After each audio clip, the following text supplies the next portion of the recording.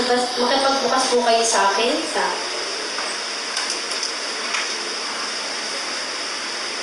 Exodus chapter 3 verse 20. Then Exodus chapter 9 verse 14. Then 2 Chronicles 7:14. Unahin po natin ang Exodus chapter 3 verse 20.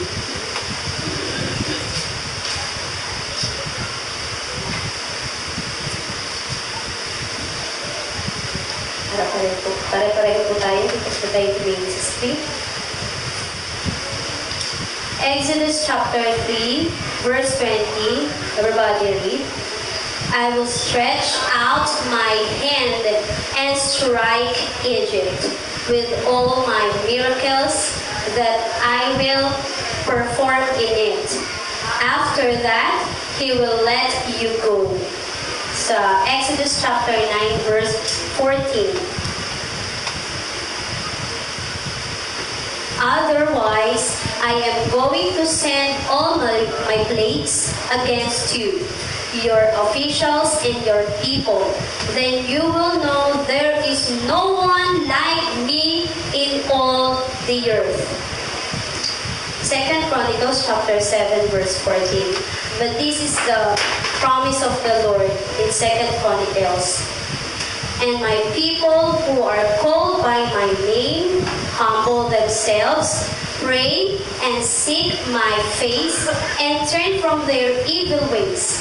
Then I will hear from heaven, forgive their sin, and heal their land. That's the word of the Lord. So the word of the Lord came from those verses. Sabi niya, this is a wake-up call. Ito ay ang paggising sa bawat isa. Amen po ba? This is God's wake-up call, not only for the Christians, but also to the unbelievers. Bakit? Sobrang talamak na po ang nagiging, na po ngayon sa mundo. Sobrang nagiging rampant na mga krimen at kung ano-ano pong mga nakikita natin kasalanan ng mundo. At lalong higit, yung mga katuruan, maling katuruan na naglalabasan, na marami na silang napapaniwala. Sorry, wala naman nakakarinig ko dito, no? Yung nakakalungkot yung nakita ko na, sabi niya, kinausap daw siya ng Diyos. At ang sabi sa kanya, huwag daw matakot. Which is okay naman, no? Okay naman. Pero ikaw nakakaano, na sila daw po ay ililigtas. Sila lang po. Sila lang. Sino yung mga mananampalataya ni Timuloy? So sila lang daw po maliligtas. So yung virus na yan, wala daw kaniyan, huwag daw silang matakot. Kasi yung umaanig sa kanila. So, napakarami po ngayong maling katuruan na naglalabasan. So God's wake-up call for the believers and for the non-believers. At tandaan po natin, meron mang palaala o paggising ang Panginoon sa mga unbelievers, mas matindi sa mga believers. Mas matindi ang ginagawang itong pag-wake up ng Panginoon sa mga mananampalataya. Bakit? Sa atin nakapasan ang malaking responsibilidad na ito. Tama po ba? Sa atin po nakasalalay ang ikaliligtas ng nakararami, lalo ng mga hindi nananampalataya sa Panginoon. So, ang pangako ng Diyos sa atin, do not be afraid. Fear not. Instead, be strong. Sabihin mo sa katabi mo, fear not, but be strong. Magpakatatag tayo. Huwag po tayong matinag. Huwag po tayong matakot. Huwag po tayong, although andyan yung pag-aalarma, di ba? Masyado na tayo, syempre, nakakapag-alala naman talaga. Pero tandaan natin, sinabi niya sa Joshua 1:9, ano po yun? Huwag kang matatakot. Magpakatatag ka. Tibayan mo ang iyong loob. So, ito pong mensahe ng Panginoon ay meron pong 4 na katanungan. The first question is, how God wake up Christians? How God wake up up Christians? Dalawa, what does God wants Christians to do? What does God wants Christians to do? Ikatlo, what Christians must need to do then?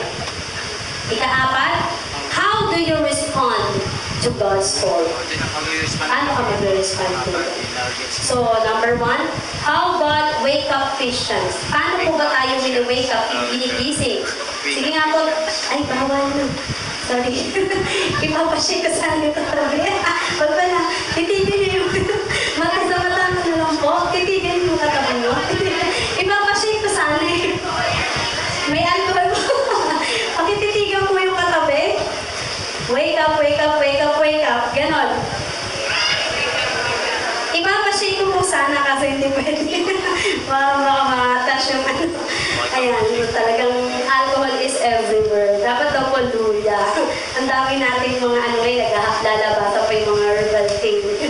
Ayan, so, paano po ba when you wake up ng Panginoon, ginigising ng Diyos ang mga mananampalataya? Obviously, di ba po? So, it is through plagues. Means, ano po ba ang ibig sabihin ng plagues? Means anything that afflicts or troubles. Nagtatrouble po ba tayo? Wow, payapa ang lahat. Calamity. Wow, walang kalamitan, hindi nag-amen. Scourge and any contagious epidemic disease. Obvious po ba? Epidemic disease, that is deadly. So that is why this is a plague. Ano po yung naaalala nyo kapag kami salitang plague? Ano po yung sa Bible? Yes, salot. Kinagalog lang. Saan po? Saan po? Sa Old Testament po, sa Egypt. So, ginigising ng Panginoon. Sino kaya ginigising doon ng Diyos? Ang Pharaoh, di ba? Kaya kung meron tayo kanina, sinabi ako na unbelievers and believers, ginigising ng Panginoon. Because this is a divine punishment. Di ba? Nakita natin, nung hindi nakinig ang Pharaoh sa sinabi ng lingkod niya na sila'y palayain sa Ehipto, pinanish o pinarusahan ng Panginoon ang mga Egyptians. Lalo higit yung Pharaoh na ito. So, ginigising ng Panginoon ang mga unbelievers. So, sabi po dito, the 10 plagues, makikita po natin yan sa Exodus chapter 9, verse 14. Okay, ano po? Sa Exodus chapter 9, verse 14. Sabi po dito sa King James, for I will at this time send all my plagues upon thine heart, and upon thy servants, and upon thy people, that thou mayest know that there is none like me in all the earth. There is none. Walang kahit na sino man ang makakapantay ni makakasunod sa ating Panginoon. Pero ano ang ginawa ni Pharaoh? Ito po ang dahilan kung bakit po sila pinarusahan o nangyari po ito sa kanila. Siyempre, unang-una po sa lahat, ang kanilang inaalila ay ang mga lingkod ng Diyos. Amen? Nakakaranas po tayo ng pag-alipusta, nakakaranas po tayo ng mga tawag dito, ng mga criticism, yan, pagbati ko sa atin, nakaranas po ba tayo? Pero kung ugali naman po pala natin yung may problema, eh hindi yung pagbatikos po, no? Pag po ginagawa natin yung para sa Panginoon, tapos may kumokontra, ayun po ang pagbatikos. Nililinaw lang po natin. Pero pag yung behavior naman talaga natin na may problema, ay hindi po pagbatikos yun. Totoo po yun. Hindi na nakapagbitil yung kapwa mo. Nasabi niya na sa'yo. So, tandaan po natin, ginigising tayo ng Panginoon. Maging ang mga unbelievers. The first plague, ano po yun? Yes, tama po kayo dyan. Kaya pala blood. Ayan. So, dugo. Ano po yung naging dugo? Ano po yung naging dugo? Tubig ng ano po? Ay, ano ba yan? Kaya nga nandiyan pa para ganun. Tinatanong ko. The River Nile. Diba? Natatanda niyo po yung kwento ng River Nile? Yung mga yung mga Sunday school teachers, saka yung mga bata, ano po yung meron sa River Nile?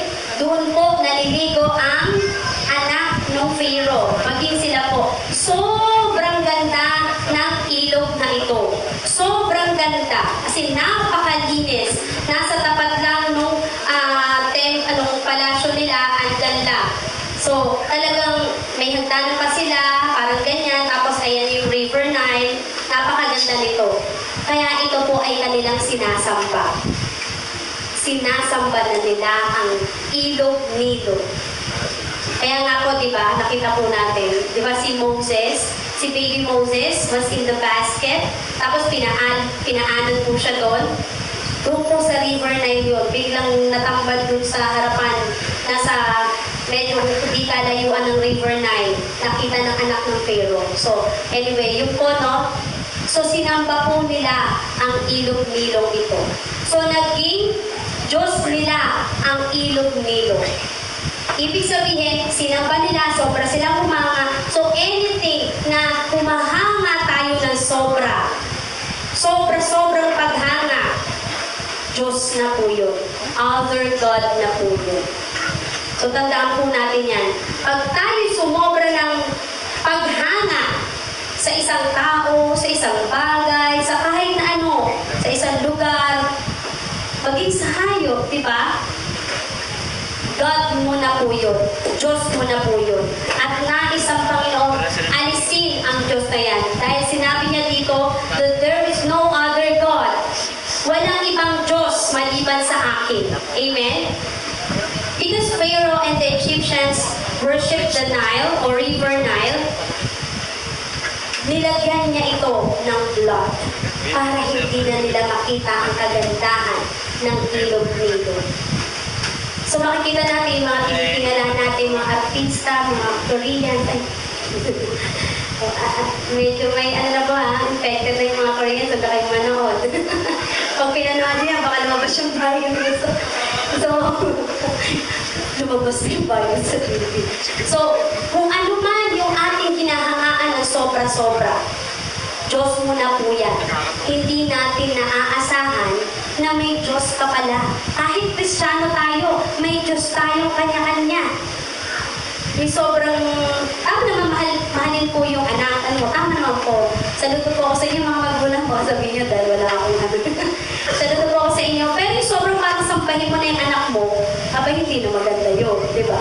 Yung to the fact na hindi mo na kinokorek siya, tama yung anak. Kung hindi mo, taka ng anak. Mali na po yun. Baka Diyos mo na po ang anak mo. O Diyos mo na ang magulang mo. So lahat ng mga stand between God and you, it is a God.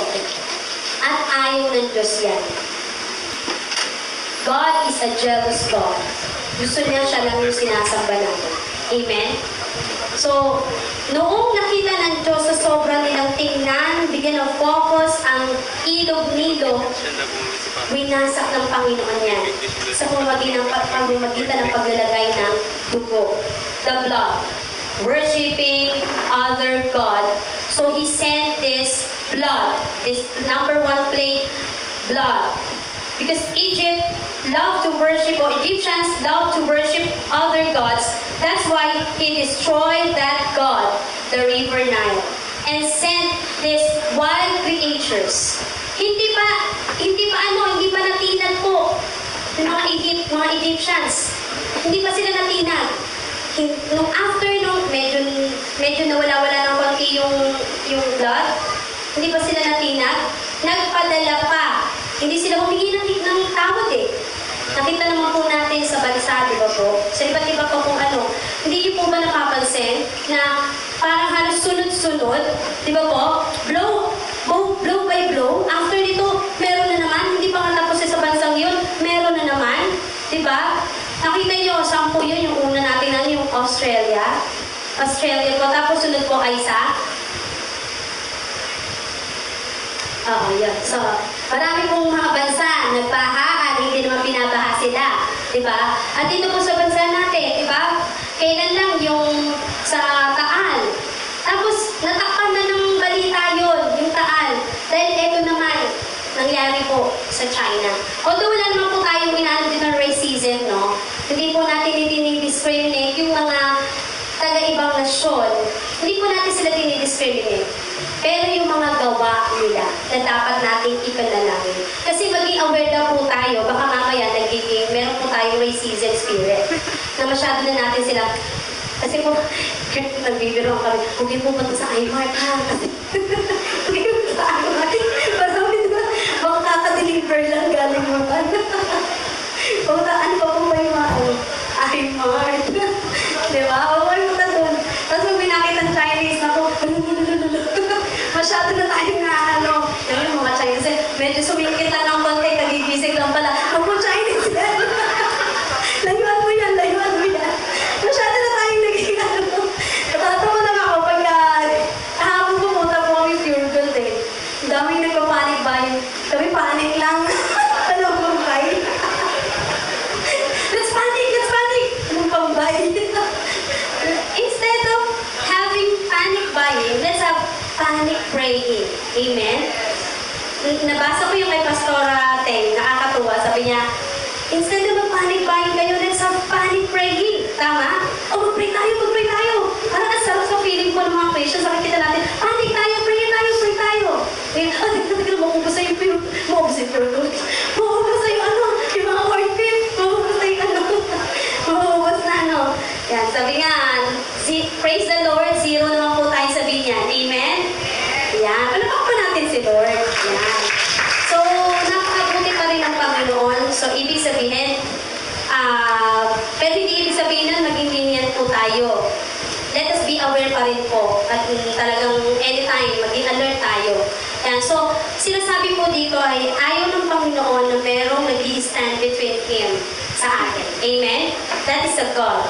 So, ano pa yung mga other plagues? Yan. So, nandito po yung dahil hindi pa nakontento, hindi tumingi ng tawad, kulang pa ang paghingi ng tawad. Maghihingi ng tawad ng mga Egyptians, biglang pagawiin nila. Ganun po yung nangyayari sa bansa po at sa iba't iba pa. Nagising sila konti, humingi ng tawad, tapos maya-maya, turn from their wicked ways again. Bumalik na naman sila sa mga dati nilang ginagawa. Kaya ano nangyari? Meron na namang pinadala.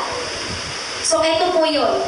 The frogs, lice or gnats, flies, livestock, boils, hail, and locusts.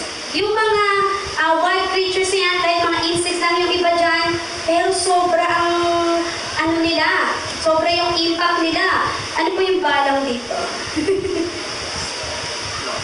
Locust. Yung flies, di ba, ito yung mga sobrang langaw, talagang sila, inuyog sila. Tapos yung mga locust na yan, yung mga halaman, yung mga dahon-dahon, nangamatay talaga. Yan. So nakikita po natin, di ba, sa mga may taniman po dyan, yan. Makikita po natin yung mga halaman nyo. Pero, glory to God, wala naman nangyayari yun dito. Pero eto nga, hindi naman copy-copy kung ano yung mga naandito. Pero it is signs na God is waking us up. Amen? Ginigising tayo ng Panginoon through these plagues. At after nitong mga to, ng mga wild creatures na to, sabi niya, God punishes Pharaoh for dismissing and ignoring a divine command.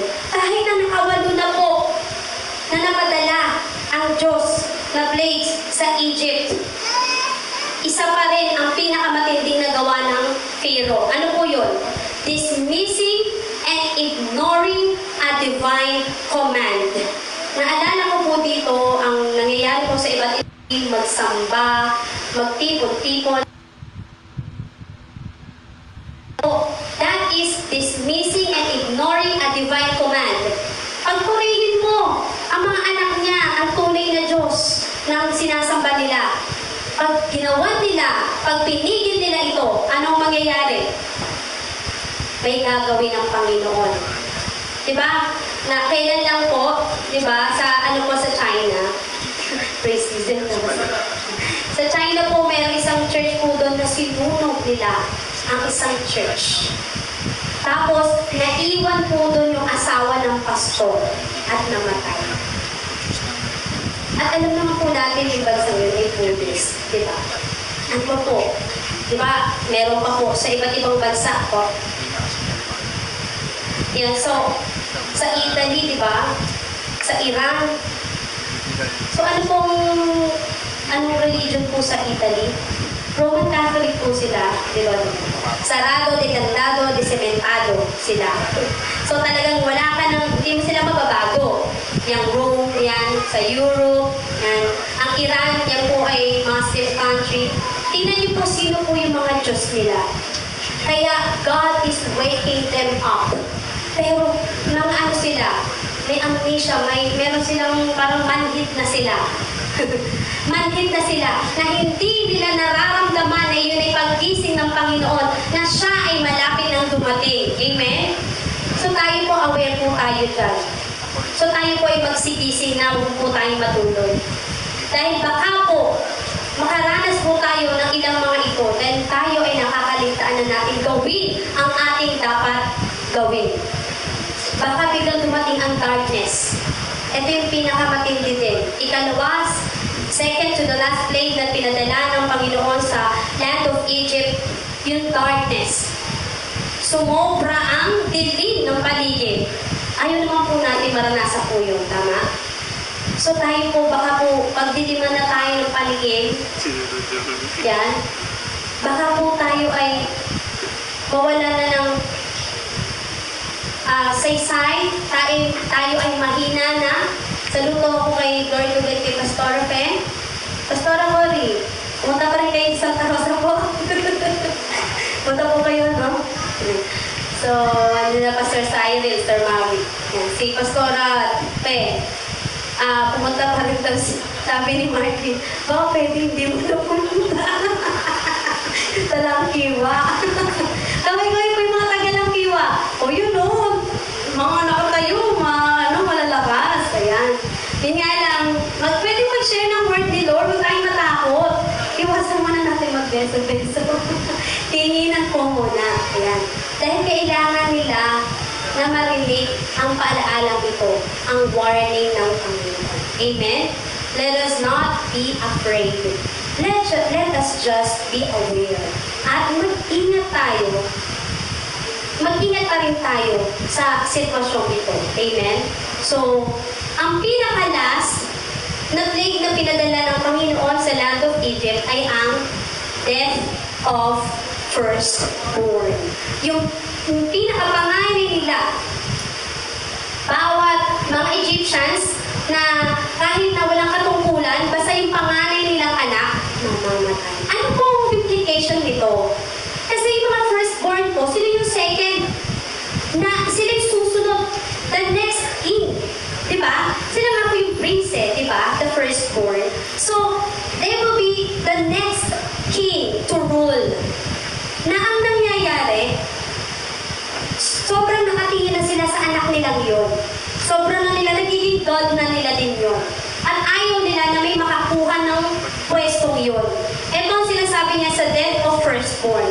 It is a demonstration of God's unparalleled, walang kapantay, walang katulad. The world can't replicate what God can do. Amen? Walang makakapares, walang makakakopya, walang makakapantay sa pwede gawin ng Panginoon sa kapangyarihan ng Panginoon. Amen? Kahit na sinong presidente, kahit na sino man yan, walang makakapantay. Kahit yung mga ginagawa natin, mga man-made na yan, diba? Ginagayang pilit ng mga tao kung ano ang ginawa, create ng Panginoon. Gusto nilang pantayan. Like the story of Babel, di ba? The Tower of Babylon. Di ba? Anong nila? Anong ginawa nila? Gusto nilang pantayan. Gusto nilang abutin ang kalangitan. That is pride. Nagkakaroon na po ng pride. So, tandaan po natin, walang makakapantay sa kapangyarihan ng Diyos. Amen. Ang Panginoon, He can create things out of nothing. Only by the mere word. Pero ang tao, nakaka-create siya ng something out of another thing. Tama po ba? Siyempre, may material. Di ba? Kaya nga po, di ba, yung mga nakukurin yung mga naubos na po yung paggawa ng sa alcohol, sa Mr. Ami, na-hoard na yung di ba, para makagawa. So, tayo din, ano ba yung mga nag-create natin, pero may ginamit pa rin tayong isang bagay, di ba? May ginamit pa rin tayong isang bagay para makakreate tayo. So, ibig sabihin, hindi natin mapapantayan ng Diyos, di ba? Kasi ang Panginoon, He can create something out of nothing. Only through His Word. Pero ang tao can create something out of another thing. Tama? So, yun po yung tandaan natin. Pero ang tao, pilit pa rin po na pinapantayan ang gawa ng Diyos. Nakakalungkot po, hindi mo mapapansin, yung nakasalubong mo, dati pa lang, babae. Tama? Nagugulat ka na lang na transgender pala siya. So, pinipilit nilang pantayan ang gawa ng Panginoon. Isa lang naman talaga, ay, yung dalawa ka. Isa lang naman. Dalawa ka. Dalawa naman talaga lang ang ginawa ng Panginoon.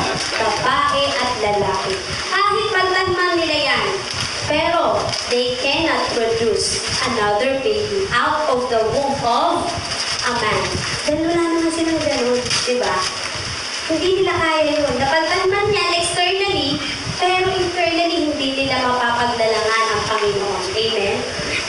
At yung isa pa pong kasalanan ng mundo, sa pang kasalanan ng sangkatauhan, pinipilit nilang ipantay iyon sa gawa ng Panginoon. At yun ang dapat natin ihingi ng tawad. Mamaya po magkakaroon po tayo ng demonstration in behalf of our land, in behalf of our humankind. Kung na po tayong maging makasarili, buong sangkatauhan na po, ihingi po natin ng tawad ito. Dahil kailangan nila ng intercession. Tama? So, nais po ng Panginoon na gawin po natin yan. God uses the 10 plagues to awaken Pharaoh, the unbelievers. Nais ng Diyos, nagisingin sila na mali ang mga pinaggagawa nila. Pero wag po tayo po maging self-righteous po, Sabi ko, tayo po, nasa atin ang pinakamatindi na paalaala, na warning. Dahil tayo po'y nalalaman na natin ang mga katotohanan, pero hindi natin ginagawang paalalahanan sila, yun po kasalanan natin. Ang sabi nga sa James na sino mang nakakaalam ng tama pero hindi niya ito ginagawa ay kasalanan. Amen? So pag ikaw, alam mo na unbeliever siya, hindi mo siya hinayagan ng salita ng Diyos, kasalanan yon. Amen? Sobrang dami na ng ways para tayo magbahagi ng salita ng Diyos. Sa iba't iba na po tayong departamento nakakalat. Amen? Sa working place, sa munisipyo, sa mga areas na hindi kagandahan ng buhay. Diba? So lahat po, nakakalat na tayo. So atin po ihayag yung warning na to, yung sign na ito, na nais ng Diyos paalalahanan natin sila. And that is the first one, how God wake up Christians. Number 2, what does God wants Christians to do? Pagkaya nga po na nasabi ko kanina, na tayo ay mag-ayag ng kanyang salita. Sabi po niya sa 2 Chronicles chapter 7 verse 14, ano po ang gagawin po natin mga Kristiyano? Hindi lang po pag-share ng word ni Lord. Ito po, humble yourself, humble ourselves. Number 2, pray. Number 3, seek His face and turn from our wicked ways. Yan po ang gagawin natin, mga Kristiyano. Ulitin natin, humble ourselves, pray, seek His face, turn from our wicked ways.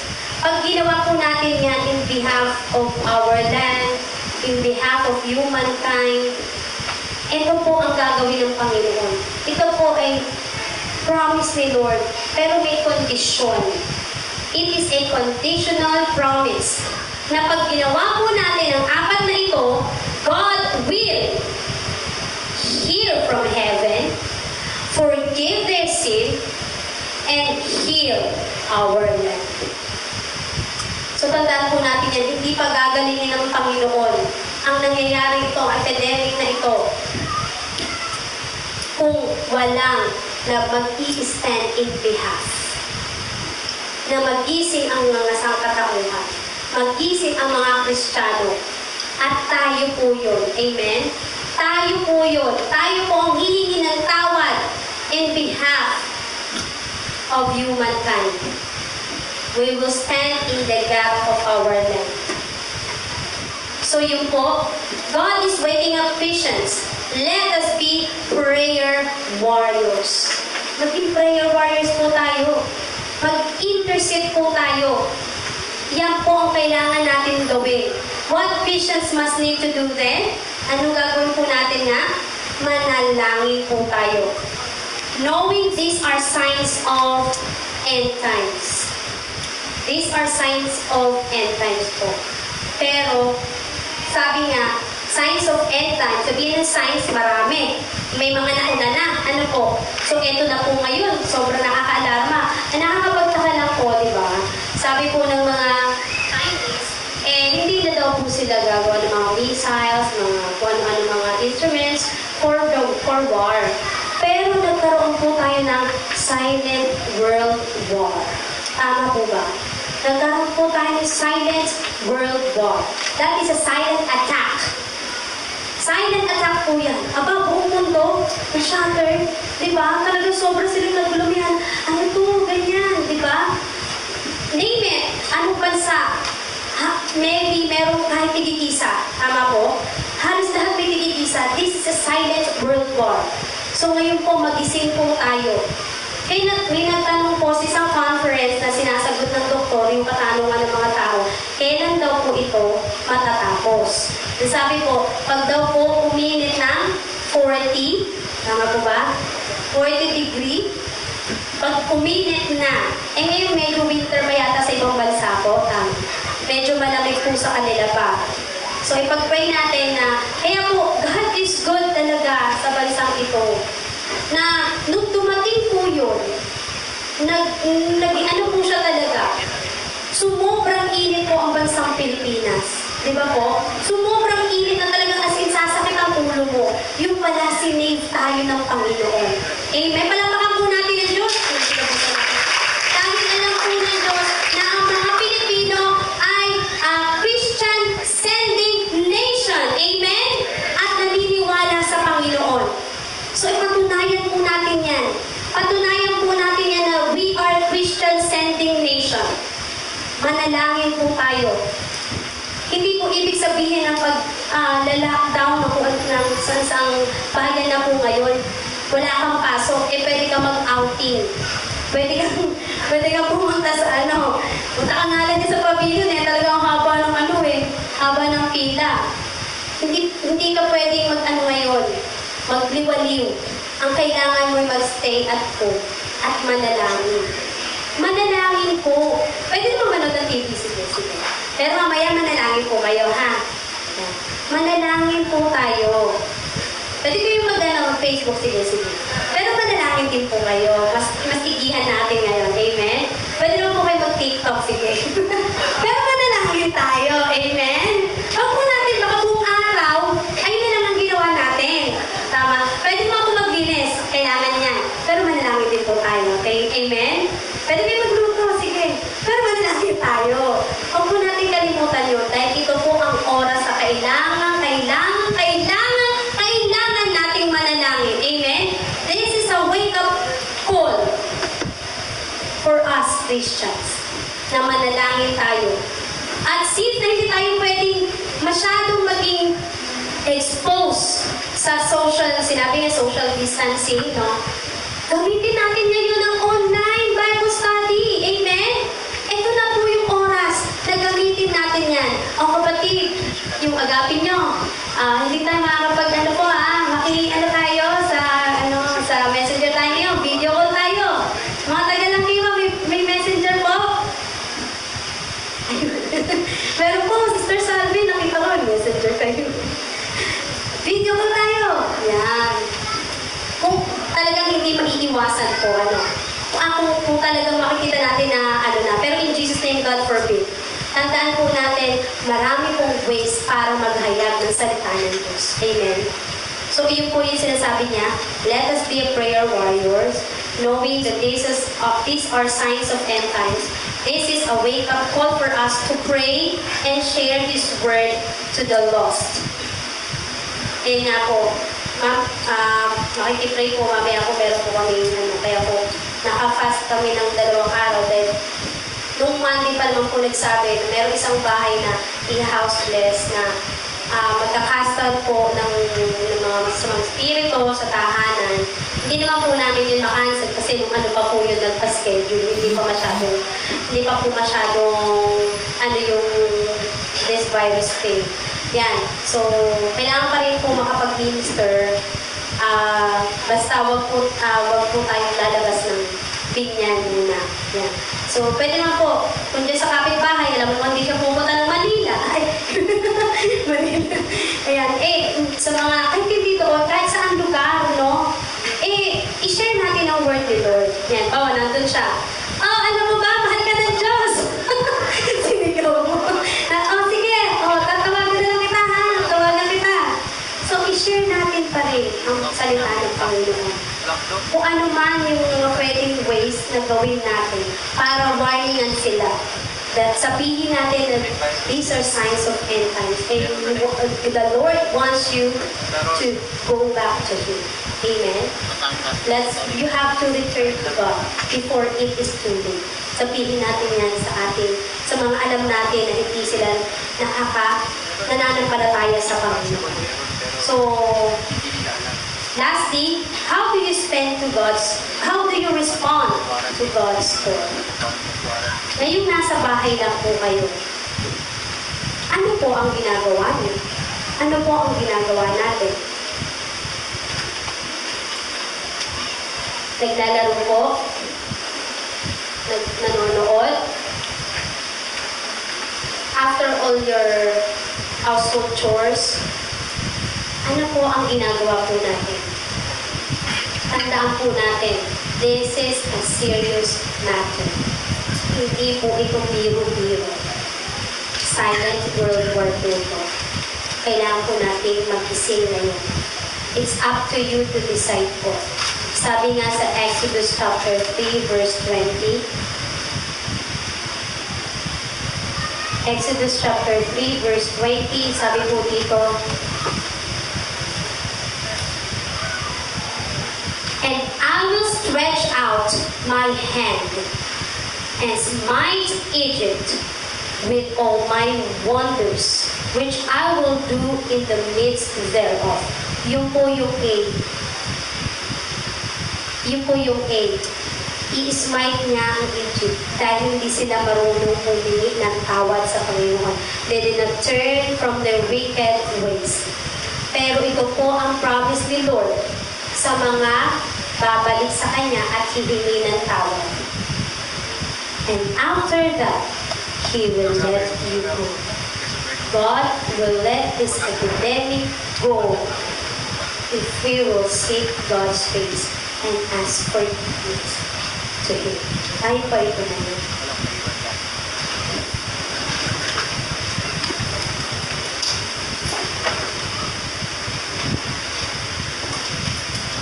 Sa kabila po ng lahat ng nangyayari ito, nakahingi na po tayo ng tawad o hihingi tayo ng tawad sa Panginoon ngayon, we will demonstrate what 2 Chronicles chapter 7 verse 14 says. That we will ask forgiveness, we will pray, we will seek His face, humble ourselves. And once we do this, this is the promise of the Lord. He will heal our land. And the Lord said, magpakatatag ka. Tibayan mo ang iyong loob. Huwag kang matakot. Magpakatatag ka. Tibayan mo ang iyong loob. At huwag kang matakot. Magpakatatag ka. Tibayan mo ang iyong loob. At huwag kang matakot. On your knees, tayo po ay humingi ng tawad. Tayo po ay lumukod. Humingi po tayo ng tawad. Una-una sa personal nating mga nagawa. Ikalawa, sa nagawa ng mga pamilya natin, ng pamilya natin, at ng sangkatauhan. Maybe this is not Friday to have this prayer warrior. But God is calling us to ask forgiveness, to stand in behalf of our Lord, in behalf of humankind. So let's start praying.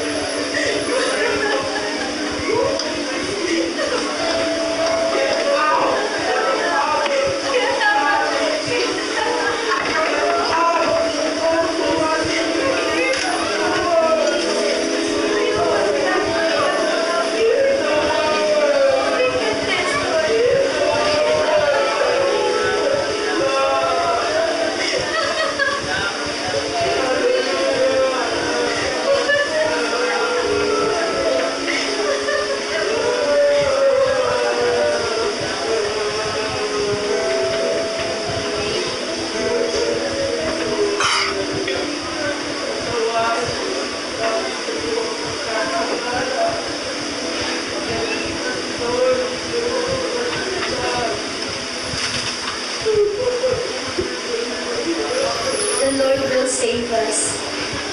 He will put the blood in every doorpost,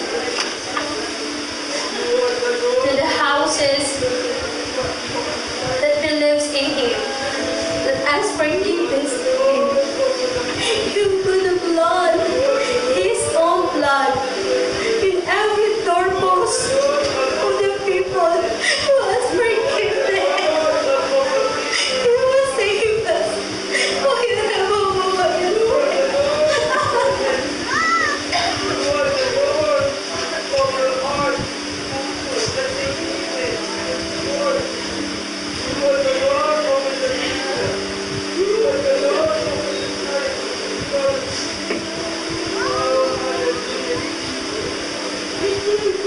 In my people, we humble ourselves,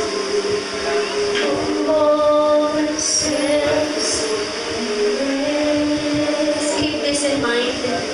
They see my face, Jesus, and humble themselves. Yes, Lord, and turn from their wicked ways. I will hear from heaven and forgive their sin. I will hear from heaven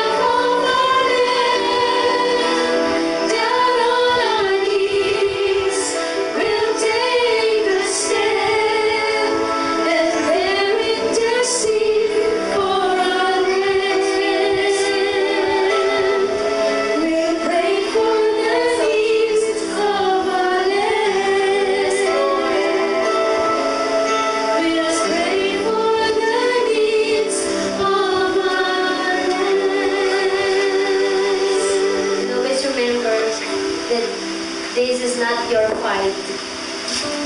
This is God's fight. You are not fighting in this battle alone. God is fighting for you. You only need to be still. Be brave, and be strong. Praise the Lord. We give you thanks and glory.